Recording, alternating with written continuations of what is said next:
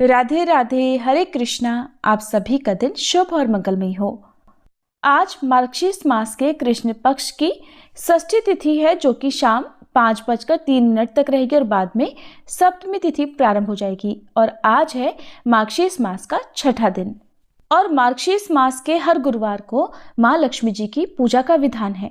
जो भक्त सच्चे मन से इस दिन माँ लक्ष्मी जी की पूजा करके कथा का श्रवण करता है, उनके घर में कभी धन की कमी नहीं रहती। तो प्रिय श्रोताओं, आज का महात्म्य प्रारंभ करने से पहले आपको सुनाते हैं मार्गशीर्ष मास गुरुवार की माँ लक्ष्मी जी की कथा। पौराणिक कथा के अनुसार सौराष्ट्र में उस समय भद्रश्रवा नाम के एक राजा थे। वे बड़े पराक्रमी राजा थे। 4 वेद, 6 शास्त्र और 18 पुराणों का उन्हें भली भांति ज्ञान था। उनकी रानी का नाम सुरत चंद्रिका था। रानी दिखने में सुंदर सुलक्षणा थी, पतिव्रता थी। उन दोनों को 7 पुत्र और उसके बाद एक कन्या का वरदान मिला था। कन्या का नाम उन्होंने श्यामबाला रखा। बार महालक्ष्मी जी के मन में आया कि जाकर उस राजा के महल में रहे। इससे राजा को दोगुनी धन दौलत की प्राप्ति हो जाएगी और वह इस धन दौलत से अपनी प्रजा को और भी अधिक सुख दे पाएगा। गरीब के घर अगर लक्ष्मी रहेगी तो वह उसे स्वार्थी की तरह केवल अपने ऊपर ही खर्च करेगा। ये सोचकर श्री महालक्ष्मी जी ने एक बूढ़ी औरत का रूप धारण किया। हाथ में लाठी लेकर लाठी के सहारे रानी के द्वार तक पहुंच गईं।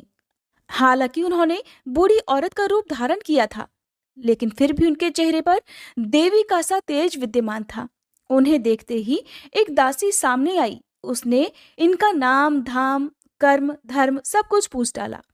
वृद्ध ब्राह्मणी का रूप धारण करके माँ लक्ष्मी जी कहने लगी, बालिके, मेरा नाम कमला है और मेरे पति का नाम भुवनेश है। हम द्वारिका में रहते हैं। तुम्हारी रानी पिछले जन्म में एक वैश्य की पत्नी थी। वह वैश्य बहुत गरीब था।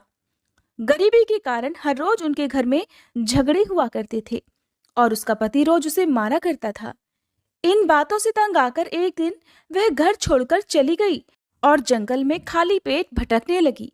उसकी इस दुर्दशा पर मुझे बहुत दया आई। तब मैंने उसे सुख संपत्ति देने वाले श्री महालक्ष्मी व्रत की कथा सुनाई। मेरे कहने पर उसने श्री महालक्ष्मी का व्रत किया। श्री महालक्ष्मी प्रसन्न हुई और उसकी गरीबी दूर हो गई। उसका घर संसार, दौलत, संतति और संपत्ति से भर गया। बाद में पति पत्नी दोनों परलोक सिधारे। लक्ष्मी व्रत करने के कारण वे लक्ष्मी लोक में रहे। उन्होंने जितने साल महालक्ष्मी का व्रत किया, उतने हजारों साल उन्हें सुख भोग मिला। इस जन्म में उसका जन्म अब राजघराने में हुआ है, परंतु वह श्री महालक्ष्मी का व्रत करना भूल गई है। उसे यह याद दिलाने ही मैं यहाँ आई हूँ। बुढ़िया की बातें सुनकर दासी ने उन्हें प्रणाम किया। फिर श्री महालक्ष्मी का व्रत किस तरह किया जाए, इस बारे में उस बूढ़ी ब्राह्मणी से पूछा। तब बुढ़िया का रूप धारण किए हुए श्री महालक्ष्मी माँ ने दासी को पूजा की संपूर्ण विधि और महिमा बताई। इसके बाद दासी ने माता को प्रणाम किया और वह रानी को बताने महल के अंदर चली गई। उधर राज वैभव में रहते हुए रानी को अपने ऐश्वर्य का बहुत घमंड हुआ था। संपत्ति और अधिकार के कारण वह उन्मत्त हो गई थी। दासी द्वारा बताई गई बुढ़िया की बातें सुनकर वह रानी आग बबूला होकर राजद्वार पर आकर बुढ़िया रूपी श्री महालक्ष्मी पर ही बरस पड़ी। उसे यह नहीं पता था कि साक्षात श्री महालक्ष्मी माँ बुढ़िया का रूप धारण करके उसके द्वार तक आई हैं। परंतु रानी का इस प्रकार रूखा बर्ताव और अपना अनादर देखकर माता ने वहां ठहरना ठीक नहीं समझा और वे वहां से तुरंत चल पड़ी। रास्ते में उन्हें रानी की पुत्री राजकुमारी श्यामबाला मिली। उन्होंने श्यामबाला को सारी बात बताई। श्यामबाला ने सुना तो अपनी ओर से श्री महालक्ष्मी जी से अपनी माता के लिए क्षमा मांगी। माता लक्ष्मी को राजकुमारी पर दया आ गई। उन्होंने श्यामबाला को फिर श्री महालक्ष्मी व्रत के बारे में बताया। उस दिन मार्गशीर्ष मास का यानी अगहन मास का पहला गुरुवार था। श्यामबाला ने पूरी श्रद्धा और विश्वास से श्री महालक्ष्मी का व्रत रखा। फलस्वरूप राजा सिद्धेश्वर के सुपुत्र राजकुमार मालाधर से उसका विवाह हो गया। वह धन, दौलत, ऐश्वर्य और वैभव से माला माल हो गई।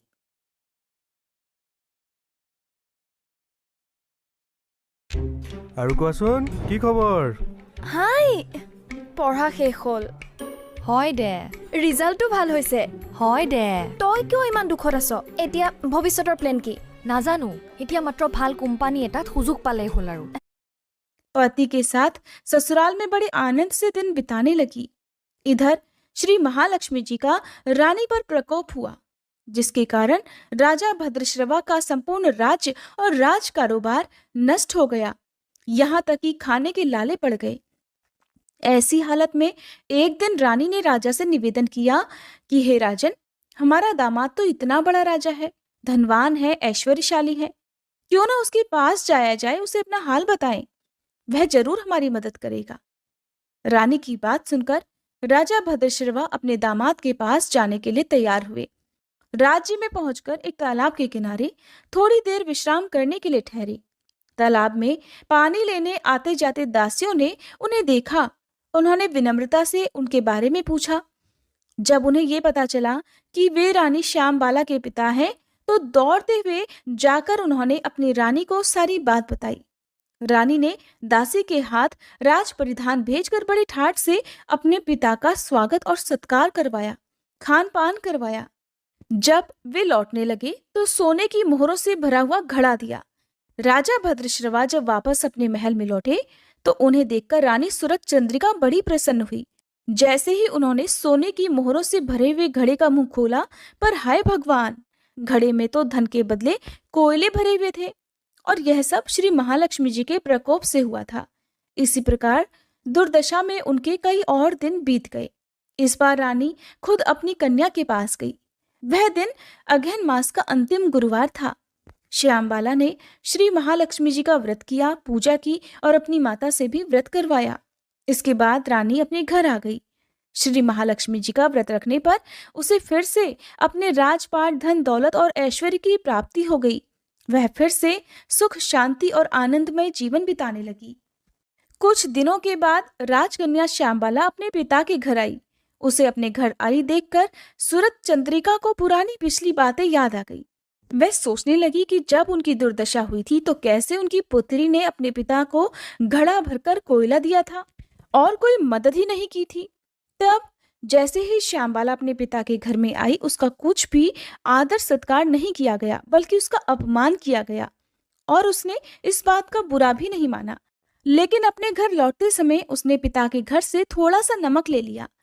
अपने घर लौटने पर उसके पति ने पूछा कि अपने मायके से क्या लाई हो। इस पर उसने जवाब दिया कि वहां का सार लाई हूं। पति ने पूछा, भला इसका क्या मतलब हुआ? श्यामबाला ने कहा, थोड़ा धीरज रखिए, सब पता चल जाएगा।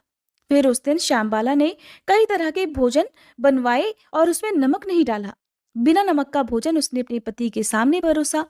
जब पति ने भोजन किया तो सारा भोजन बिना नमक का था, इसलिए उसे बिल्कुल भी स्वाद नहीं आया।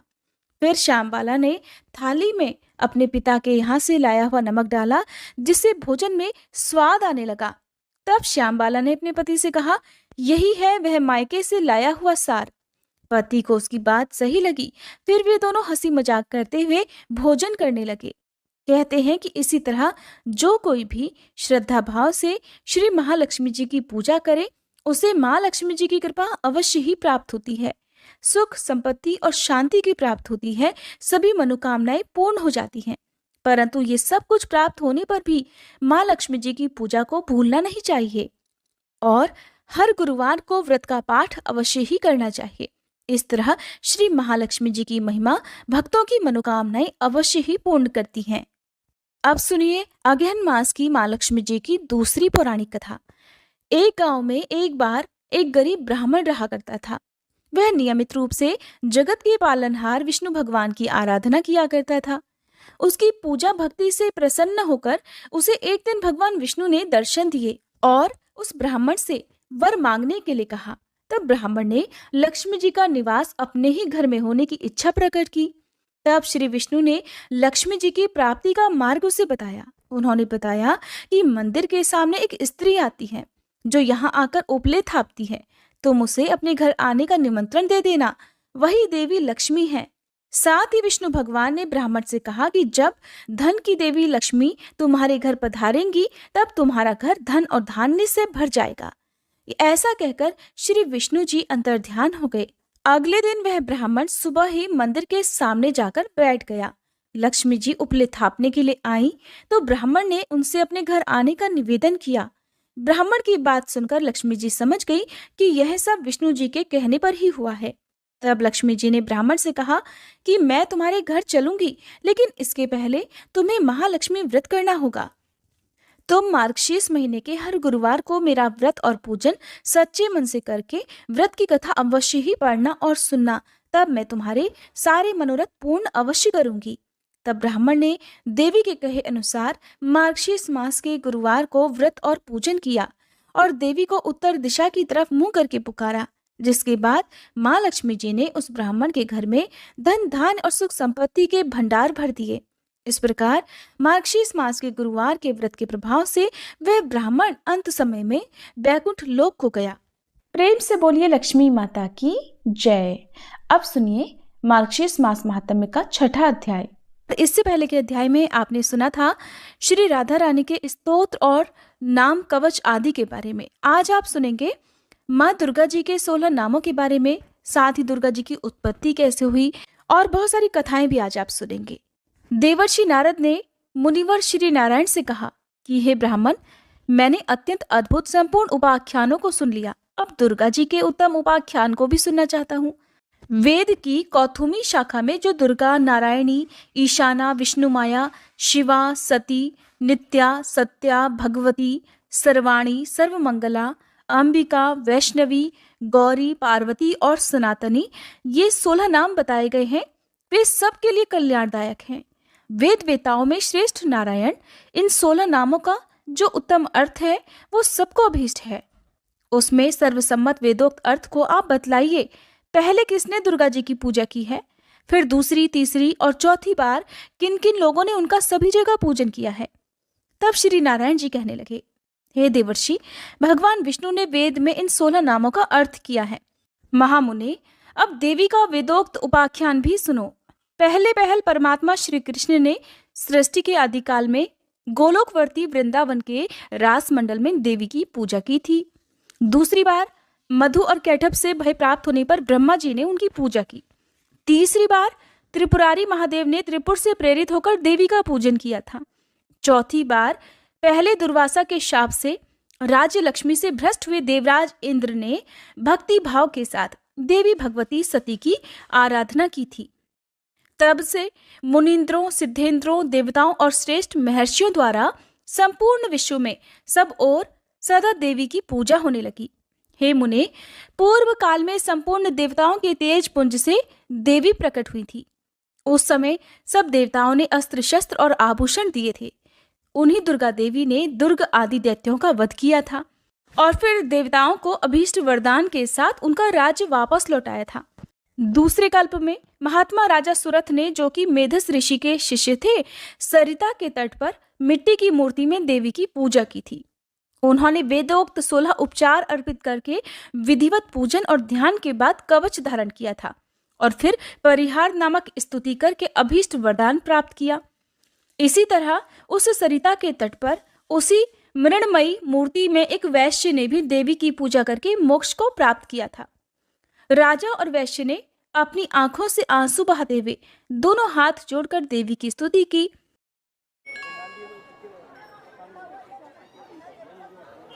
वो चीना बादाम भी उनकी उस मृणमयी प्रतिमा का नदी के निर्मल गंभीर जल में विसर्जन कर दिया।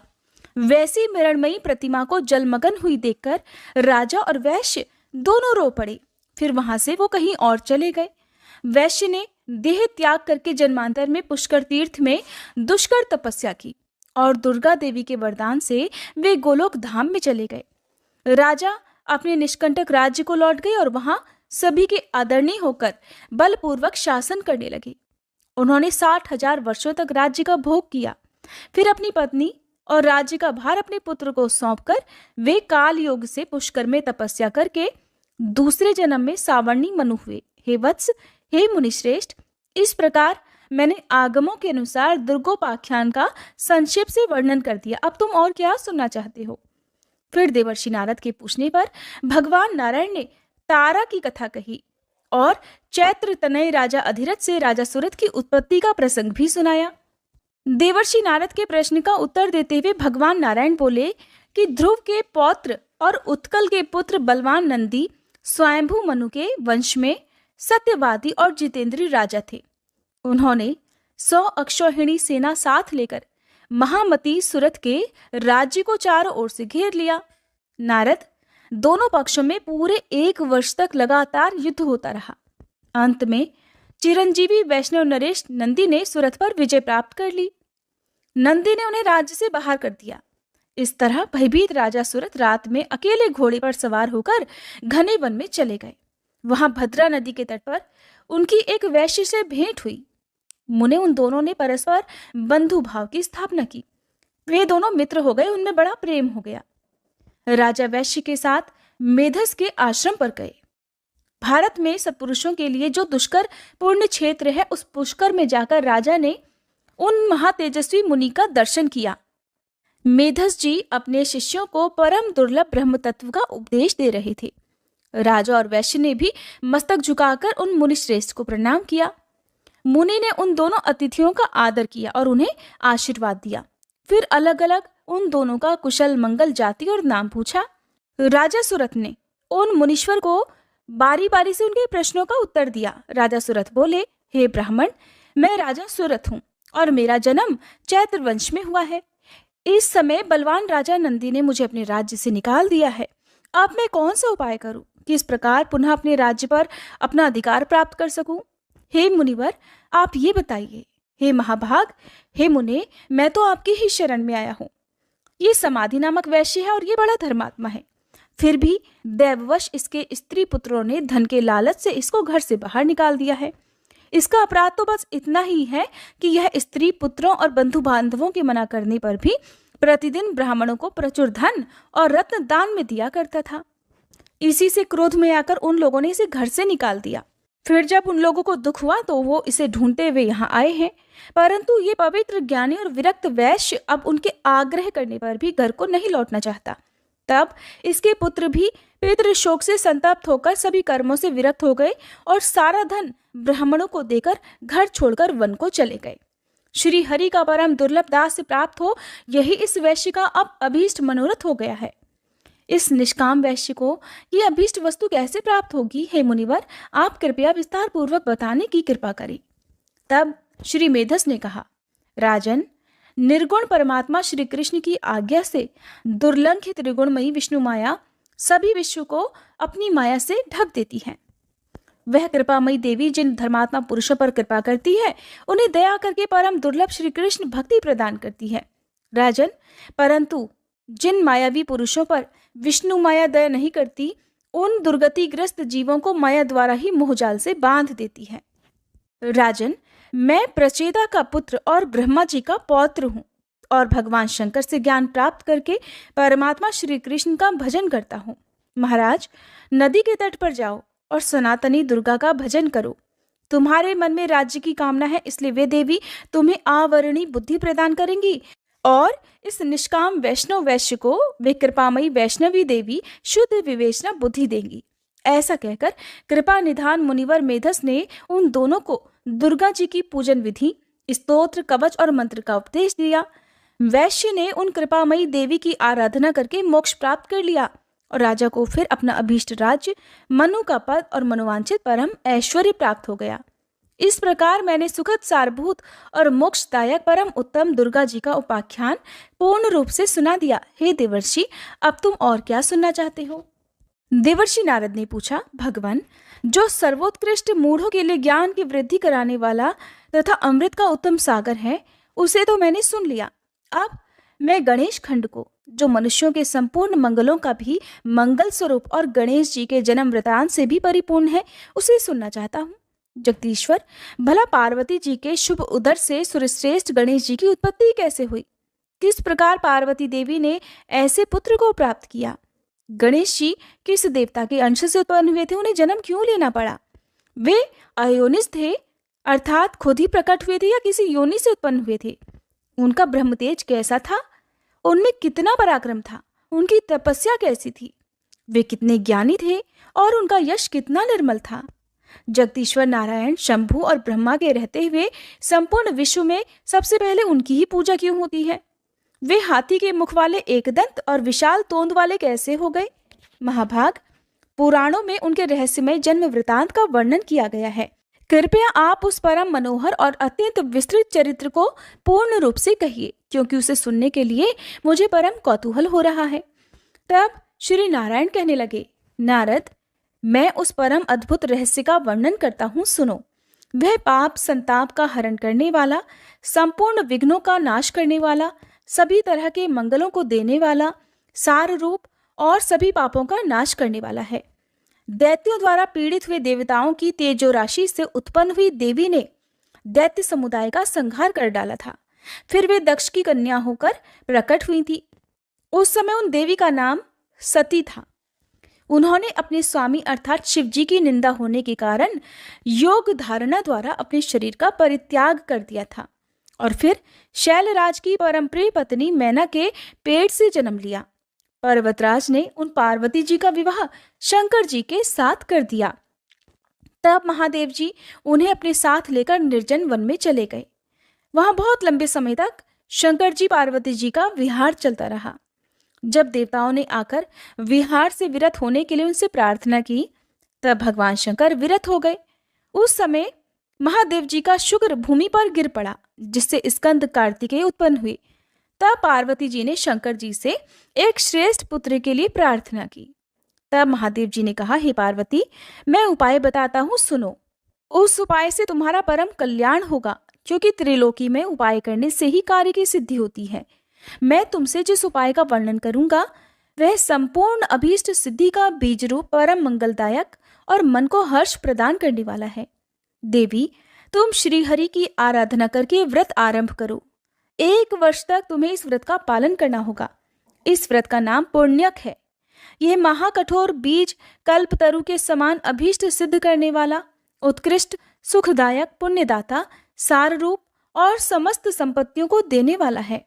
प्रिय, जैसे नदियों में गंगा, देवताओं में श्रीहरि, वैष्णवों में शिव, देवियों में तुम, वर्णों में ब्राह्मण, तीर्थों में पुष्कर, पुष्पों में पारिजात, पत्रों में तुलसी दल, पुण्य प्रदान करने वालों में एकादशी तिथि, वारों में पुण्यप्रद रविवार, मासों में मार्गशीर्ष, ऋतुओं में वसंत, वत्सरों में संवत्सर, युगों में कृतयुग, पूजनियों में विद्या पढ़ाने वाले गुरु, गुरुजनों में माता, धनों में रत्न, प्रियजनों में पति, बंधुजनों में पुत्र, वृक्षों में कल्पतरु, फलों में आम का फल, वर्षों में भारतवर्ष, वनों में वृंदावन, स्त्रियों में शतरूपा, पुरियों में काशी, तेजस्वियों में सूर्य, सुखदाताओं में चंद्रमा, रूपवानों में कामदेव, शास्त्रों में वेद, सिद्धों में कपिल मुनि, बानरों में हनुमान, क्षेत्रों में ब्राह्मण का मुख, यश प्रदान करने वालों में विद्या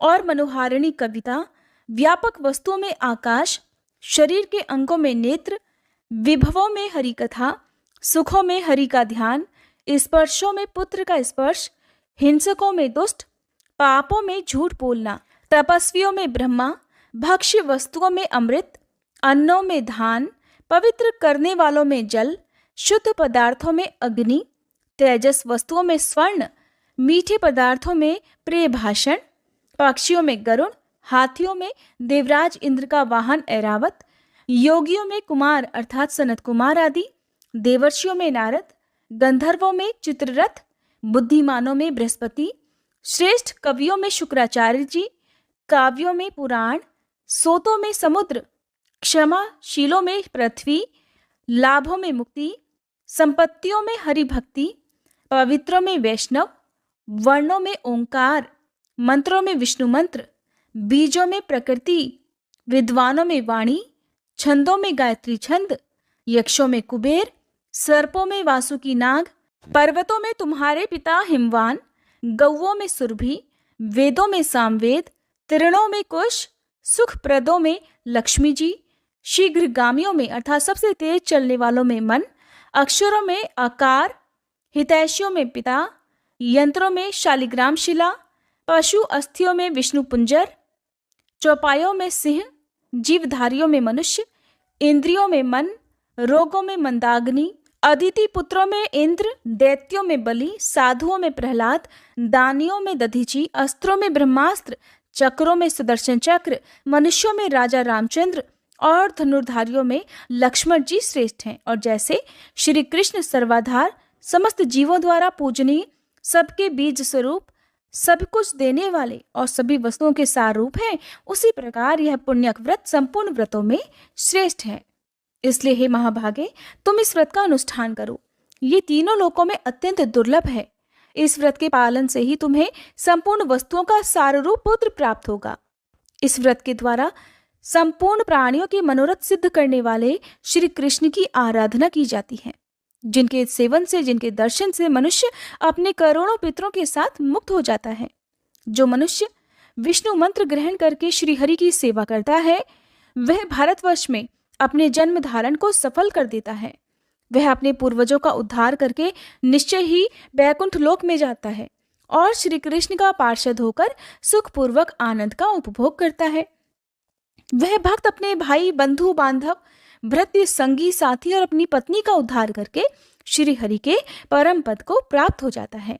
इसलिए हे गिरिजे, तुम भी इस परम दुर्लभ विष्णु मंत्र को ग्रहण करो और उस व्रत काल में इसी मंत्र का जप करो, क्योंकि यह पितरों की मुक्ति का कारण है।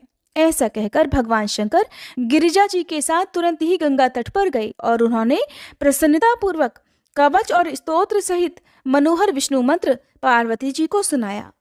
फिर उन्होंने पार्वती जी से पूजा की विधि और नियमों का भी वर्णन किया। हरे कृष्णा। आज के अध्याय में बस इतना ही। इसके आगे की कथा आप सभी आने वाले अध्याय में सुनिएगा। अब सुनिए श्री कृष्ण चालीसा पाठ।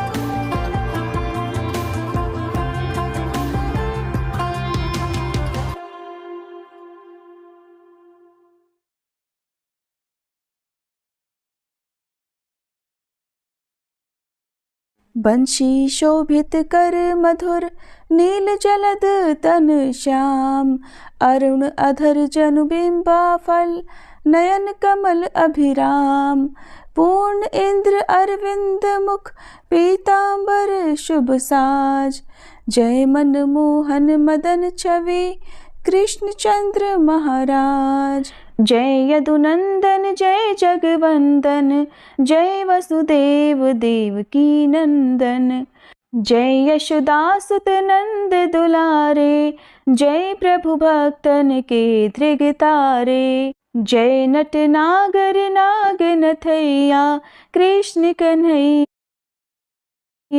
धेनु चरैया, पुनि नख पर प्रभु गिरिवर धारो, आओ दीनन कष्ट निवारो, वंशी मधुर अधर धरि तेरी, होवे पूर्ण मनोरथ मेरो, आओ हरि पुनि माखन चाखो, आज लाज भारत की राखो, गोल कपोल चिबुक अरुणारे, मृदु मुस्कान मोहिनी डारे, रंजित राजीव नयन विशाला, मोर मुकुट वैजंती माला, कुंडल श्रवण पीत पट आछे, कटी किंकणी काछन काछे, नील जलज सुंदर तन सोहे, छवि लखि सुर नर मुनि मन मोहे, मस्तक तिलक अलक घुंघराले,